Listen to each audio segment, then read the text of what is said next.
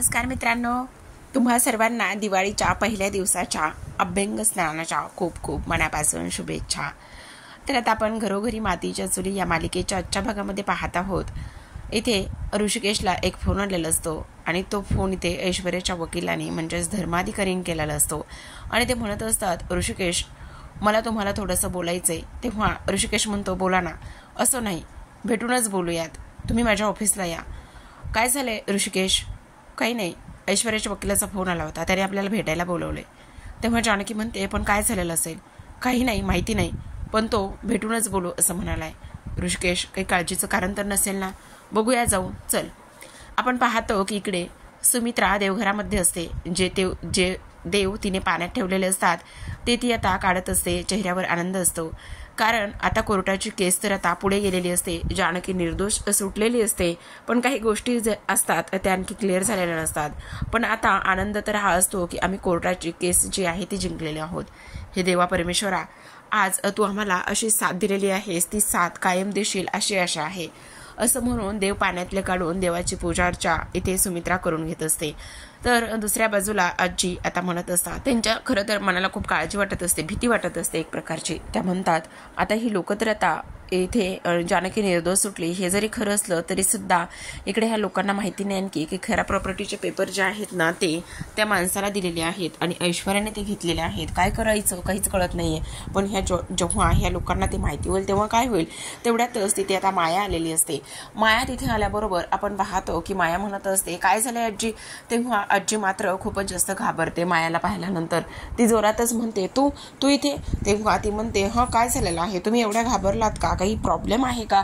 आणि त्याचबरोबर इथे तुमची काहीतरी चोरी पकडली, तुम्ही काहीतरी इथे चूक केली, चोरी झाली, असं तुमची चोरी पकडल्यागतच तुम्ही रिॲक्ट झालात। काय झालेलं आहे हे बघा। सर्व खरं तर इथे एखाद्याच्या मनामध्ये काही पाप असेल आणि त्याने ते पाप केलेलं असेल आणि जेव्हा ते उघड होतं ना तेव्हा कसा रिॲक्ट होतो, अगदी तसं झाले। काय झालेलं आहे का? कोण ग तू माझ्यावर अशी बोलण्याची तुझी हिंमत कशी झालीस? तू तर आश्रित आहेस ना आणि तू ह्या घरची पाहुणी आहेस, तरी सुद्धा अशा भाषेमध्ये तू माझ्याशी कशी काय बोलू शकतेस? असं आता इकडे ती तिच्याशी बोलत असते। तेव्हा सारंग आलेला असतो। सारंग म्हणतो, काय झालंय आजी? तेवढ्यातच आता सुमित्रा सुद्धा येते आणि म्हणत असते, अगं आई काय झालंय? अशी का एवढी अरडाओरडा करत आहेस? बोल ना, काय झालेलं आहे?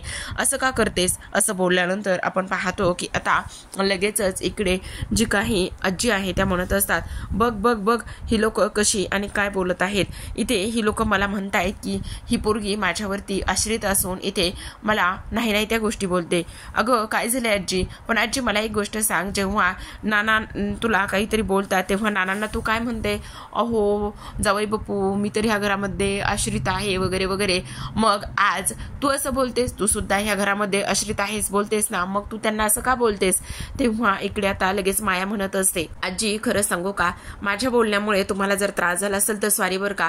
मी जनरली माझ्या आजीसोबत खूप जास्त कनेक्ट आहे आणि मी तुम्हाला माझी आजी म्हणूनच बोलण्याचा प्रयत्न केला, पण त्याकरिता सॉरी बरं का।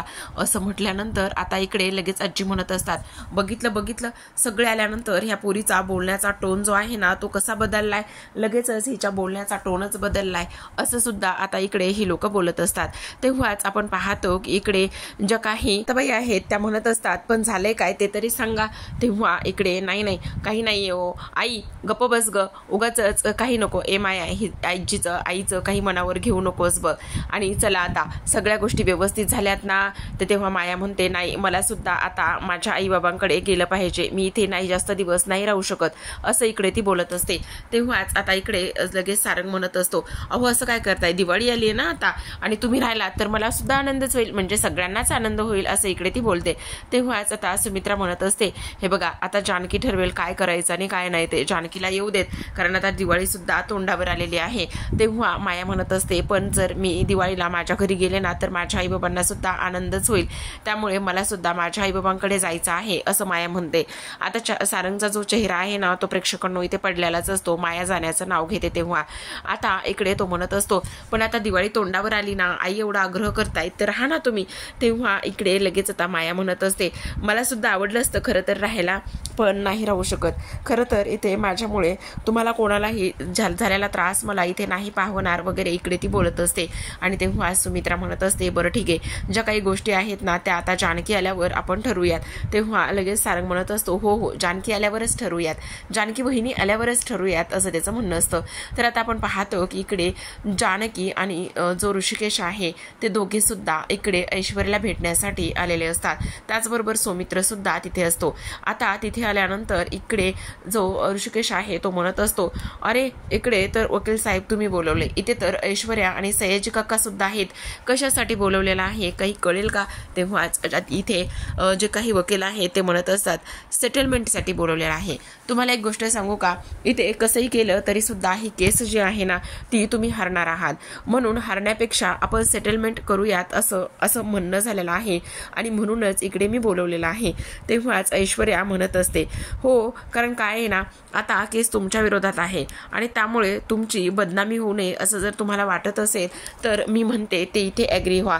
हे बघा, जास्त काही नाही, तुम्ही फक्त आणि फक्त इथे मला 20 करोड रुपये द्या. 20 करोड रुपये दिल्यानंतर आपण सगळं काही क्लिअर करून घेऊ, सगळं काही मिटवून घेऊ. जानकी म्हणत असते, अगं ऐश्वर्या, काय हे 20 करोड म्हणतेस, 20 वर किती शून्य असतात करोडासाठी हे तरी तुला माहिती आहे का?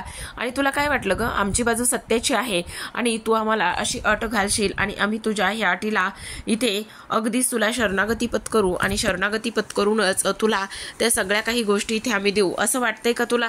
तर ते अजिबात तसं होणार नाही, समजलं तुला? काही जरी झालं ना तरी सुद्धा आम्ही इथे तुला 1 रुपया सुद्धा देणार नाहीये. काही जरी झालं तरी सुद्धा आमची बाजू जी आहे ना ती आमची बाजू इथे सत्याची आहे, असं जानकी इकडे बोलत असते. आता जानकीने ह्या सगळ्या गोष्टी बोलल्यानंतर ती म्हणत असते, अगं जानकी, किती माज आहे तुला? कसला माज? आमचं खरं आहे आणि आमचं सत्य आहे, पण तू जिंकणार कशाच्या जीवावर आहेस ते तरी सांग. कशाच्या जीवावर जिंकणार आहेस? म्हणून सत्याच्या. हो, सत्याचा एक ना एक दिवस विजय होतोच आणि सत्याचा एक ना एक दिवस विजय झाल्यानंतरच इकडे सगळ्या काही गोष्टी इथे व्यवस्थित होतात, समजलं तुला? असं सुद्धा आता इकडे ती बोलत असते. तेव्हा सौमित्र म्हणतो, अगं तू घाबरली आहेस का? ऑलरेडीच आता इकडे जानकी वहिनी जी आहे ना ती ह्या सगळ्या गोष्टीतून इथे सगळी काही व्यवस्थित बाहेर पडलेली आहे, सुखरूप बाहेर पडलेले आहे वगैरे वगैरे असं सुद्धा इकडे ती बोलत असते. आणि ह्या सगळ्या गोष्टी इथे बोलल्यानंतर प्रेक्षकांनो आपण पाहतो की आता इकडे जी काही ऐश्वर्या आहे तिला असं वाटत असतं इकडे जानकी जी आहे ती तिच्या सगळ्या अटी सगळ्या गोष्टी इथे मान्य करेल आणि सगळ्या गोष्टी अटी तिने मान्य केल्यानंतर इथे आता ती एकच गोष्ट म्हणेल की काही जरी झालं ना तरी सुद्धा घे बाई पैसे आणि सगळे जे काही पुरावे आहेत ना ते नष्ट कर. पण इकडे जानकी मात्र अजिबात त्या सगळ्याच कुठल्याच गोष्टी ऐकायला तयार नसते. तेव्हाच ऐश्वर्या म्हणते, एवढं सगळं झालंय पण तुझा माज आणखी उतरलेला नाहीये. तेव्हा आता इकडे लगेच सौमित्र म्हणतो, त्याचं काय आहे ना, जे अड्यातच नाहीये ते पोहऱ्यात कुठून येणार आहे. तेव्हाच आता इकडे सयाजींना राग येतो आणि ते म्हणतात, काय बोलतोयस तू? असं बोलण्याची तुझी हिंमत तरी कशी झाली? असं म्हटल्यानंतर आता ओ सयाजी काका, एवढा राग येण्याची काहीच गरज नाहीये. का तुम्हाला एवढा राग येतोय? नका येऊ देऊ एवढा राग. आणि काय हो सयाजी काका, तुम्ही मोठे आहात, तुम्ही त्याचे वडील आहात, तर इथे तुमच्या पावलावर पाऊलच देऊन ती चालत आहे ना. इथे तुमच्या समोर ती अशा गोष्टी बोलत आहे तर तिला तुम्ही समजवायचं सोडून, काही गोष्टी व्यवस्थित सांगायच्या सोडून उलट तिच्या ह्या अशा गोष्टींना, अशा ह्या सगळ्या ह्याला तुम्ही खतपाणी घालण्याचं काम करताय. काय चाललंय काय तुमचं? असं सुद्धा इकडे आता ती लोक बोलत असतात. आता हे सगळं काही इथे बोलल्यानंतर सयाजी म्हणत असतात, ह्या गोष्टी इथे तू मला शिकू नकोस. मी काय करायचंय आणि काय नाही करायचंय हे मला तू अजिबात सांगायचं नाहीये, समजलं? असं बोलल्यानंतर आता इकडे ऋषिकेश म्हणत असतो, बरोबर बोलताय तुम्ही सयाजी काका, तुम्हाला सांगण्यात काहीच उपयोग नाहीये, कारण तुम्हाला सांगून तुम्ही थोडी ना ऐकणार आहात आणि तुम्ही थोडी ना सुधारणार आहात. त्यामुळे इथे आम्ही तुम्हाला थोडी ना सांगायला येणार आहोत, असं सुद्धा आता इकडे ती लोक बोलत असतात. तेव्हाच आता सौमित्र म्हणत असतो, सयाजी सौमित्रवर चिडतात. ते म्हणत असतात, उगाचच मला नाही त्या गोष्टी चितवण्याचा इथे तो प्रयत्न करू नकोस. तुझी हिंमत कशी झाली इथे माझ्याशी ह्या गोष्टीमध्ये बोलण्याची? तेव्हा जानकी म्हणत असते, थांबा थांबा सयाजी सयाजी काका, तुम्हाला इथे कोणी चितवण्यासाठी आलेलं नाहीये. तुमच्या बाजूला जी मुलगी तुमची बसली ना, ती कुठल्या भाषेमध्ये बोलती? ती सेटलमेंट करायला आम्हाला बोलती. अहो, वडीलधारे म्हणून तुम्ही तिला 4 गोष्टी प्रेमाने समजावून सांगायच्या किंवा वडीलधारे म्हणून चांगल्या संस्कार करायचे तिच्यावरती, तर ती अशा गोष्टी बोलत आहे. आणि त्याहूनही सगळ्यात महत्त्वाची गोष्ट म्हणजेच की इथे वडील हे आपल्या मुलावरती चांगले संस्कार करतात, सगळ्या गोष्टीची काळजी घेतात. पण तसं तर तुम्ही अजिबात करत नाहीयेत. तुम्ही उलट वेगळ्याच गोष्टी इथे करत आहात, असं सुद्धा आता इकडे आपण पाहत आहोत. तेव्हाच ऐश्वर्या म्हणत असते, तुला हे खूप जास्त महागात पडेल जानकी.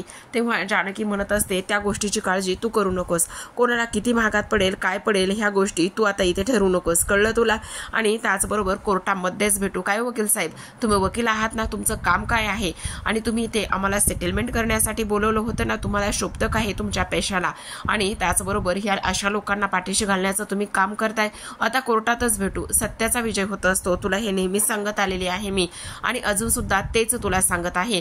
त्यामुळे वकील साहेब, हे असले प्रकार आणि हे अशा गोष्टी करायला आम्हाला तरी भाग पाडू नका, कारण आमच्याकडून ते अजिबात काहीच होणार नाहीये आणि ती अपेक्षा सुद्धा आमच्याकडून करू नका. तेव्हा ऐश्वर्या तिला म्हणते, जानकी, हे तुला खूपच जास्त महागात पडेल. तेव्हा आता इकडे जानकी म्हणत असते, कोणाला किती आणि काय महागात पडेल हे आपण पाहूयात.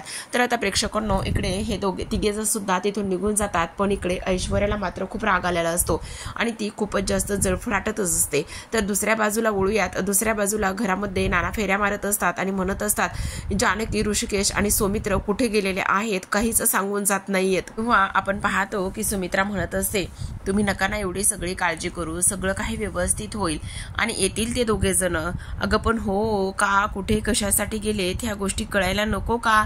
आणि तेव्हा इकडे आता ती खूप घाबरलेली असते. घाबरलेली असल्या कारणाने इथे आपण पाहतो की आता सगळेजण तिला समजावण्याचं काम करत असतात. आता तेव्हा सारंग म्हणत असतो, अहो नाना, कशाला एवढी काळजी करता, येतील ना ते दोघे सुद्धा. अरे हो सारंग. तेवढ्यातच आता हे तिघे सुद्धा आलेले असतात. आता हे तिघे आल्यानंतर आपण पाहतो की इकडे लगेचच नाना म्हणत असतात, अरे काय हे पोरांनो, कुठे गेला होतात? काही सांगून वगैरे जाण्याची पद्धत आहे की नाही बाबांनो? आम्ही किती घाबरलोत, असं कसं वागू शकता तुम्ही? तेव्हा लगेच आता इकडे जो ऋषी आहे तो म्हणत असतो, ऐश्वर्याने बोलवलं होतं आणि ऐश्वर्याने सेटलमेंट करण्यासाठी बोलवलं होतं. काय? ऐश्वर्याने सेटलमेंट करण्यासाठी का आणि कशासाठी सेटलमेंट करण्यासाठी बोलवलं होतं असं विचारण्यात येतं. तेव्हाच इकडे तिचं असं म्हणणं आहे की जी केस आहे ती मागे घ्या आणि इथे केस मागे घ्या म्हणणं, आणि त्याचबरोबर सगळ्यात महत्त्वाची गोष्ट म्हणजे की काही जरी झालं ना तरी सुद्धा इकडे तिला 20 कोटी रुपये हवे आहेत. अरे त्या ऐश्वर्याला काय डोक्यावर पडली आहे की काय ती? अहो नाना, काय आहे ना, जसा बाप तशी बेटी, आणि त्यामुळेच ती अशी वागत आहे, त्यामध्ये आपण काहीच सांगू शकत नाही.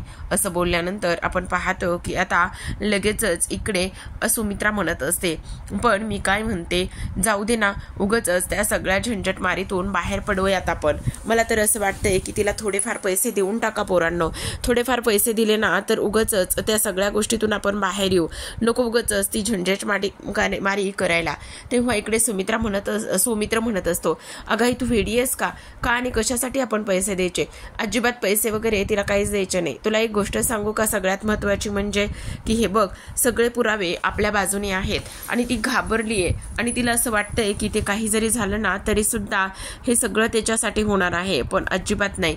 पण ही ऐश्वर्या एवढी कशी खालच्या थराला जाऊ शकते मला काहीच कळत नाही. पण सगळ्यात महत्त्वाची गोष्ट म्हणजे की आता नाना म्हणत असतात, पण एक गोष्ट सांगू का, ह्या सगळ्या गोष्टीला ना जानकीने अगदी सडेतोड उत्तर दिलं असेल.